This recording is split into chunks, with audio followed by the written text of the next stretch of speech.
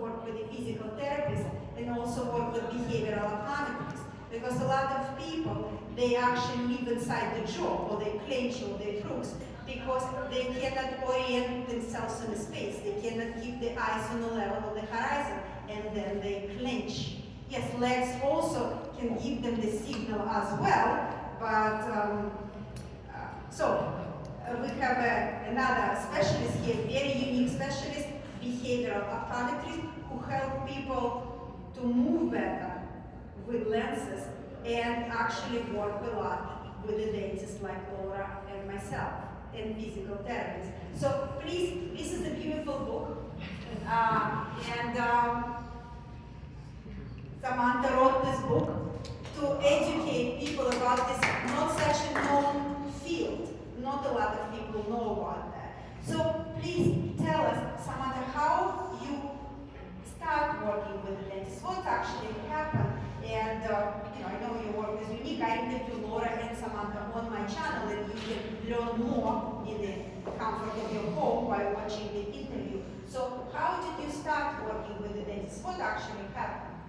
Thank you, Maria, for the opportunity to share a little bit. My name is Dr. Samantha Slotnick. I'm a behavioral optometrist.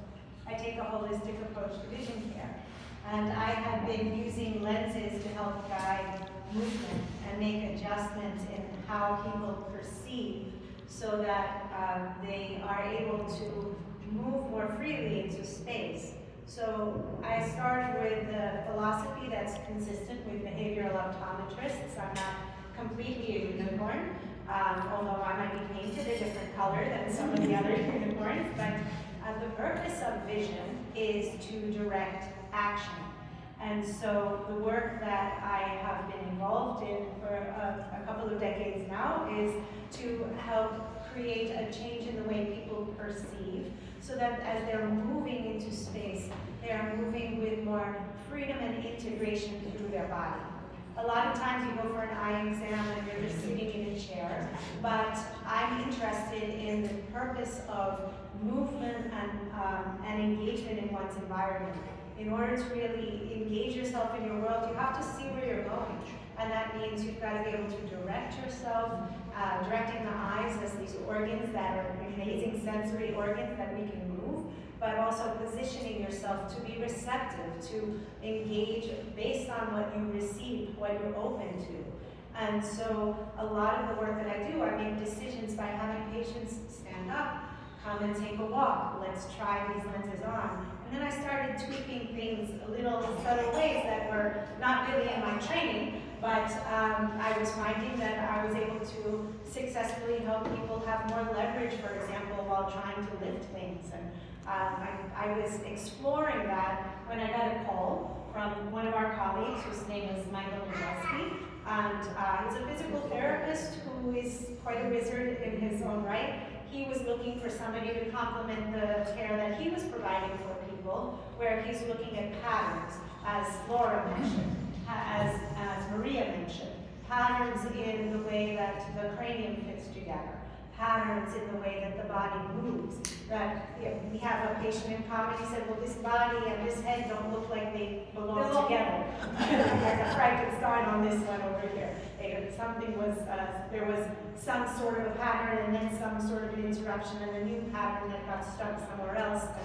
And so he needed a provider who can help release some of the problems that were going on where the visual system and how a person oriented themselves was facilitating changes in the movement, changes in freedom of movement. So as Maria mentioned, that the eyes should be parallel to the ground. It's part of how we've been created as binocular beings. The eyes should be parallel to the ground so that they move in the ways that they're intended, mostly just simple converging and diverging eye movements.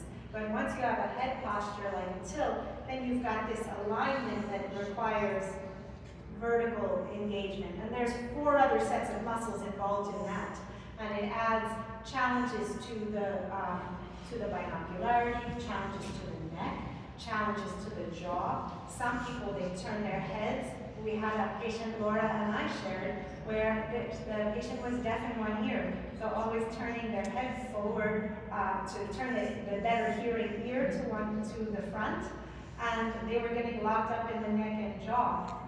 I provided lenses that took the entire world and shifted it to her hearing side.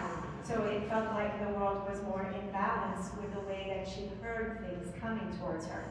She started to straighten her head, and I got a video from Laura about 3 weeks later saying, "You fixed her bite."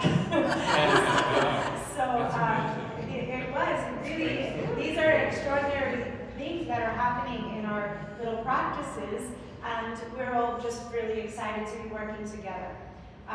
May I mention this? Yes.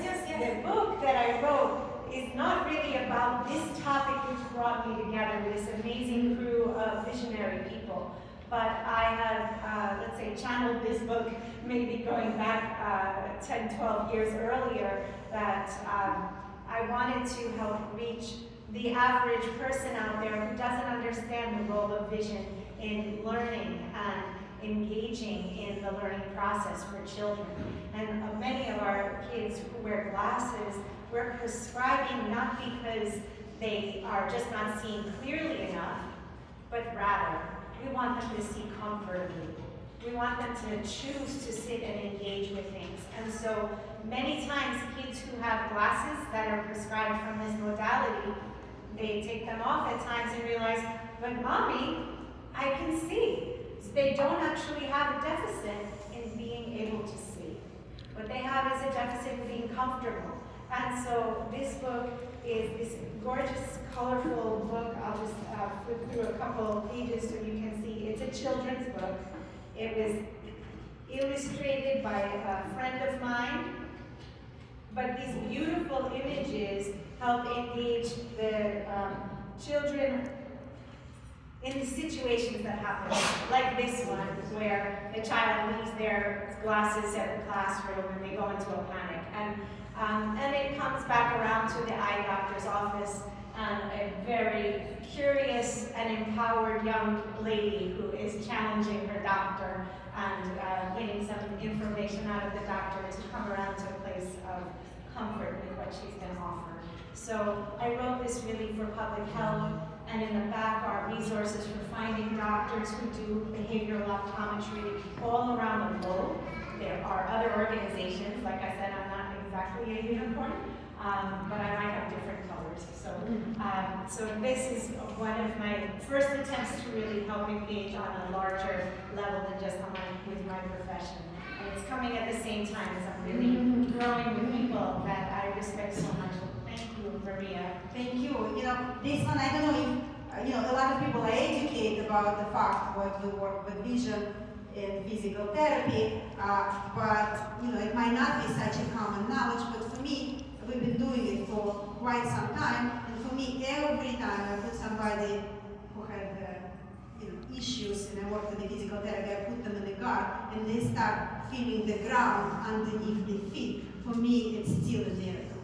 Like I experienced it many times with the patients, and they walk this hallway in a different way, but it's still quite amazing. So it's really something new what you hear right now. It's not a new science. It's been known, and there is a whole institution called Postural Restoration Institute would look at the body as one system, not compartmentalized, like very often happen in the medicine in the modern time. So I've been asking a lot of my patients who have temporomandibular joint problem if they have problem with the vision, and I can say correlation is 75%. A lot of people have astigmatism, so they have troubles,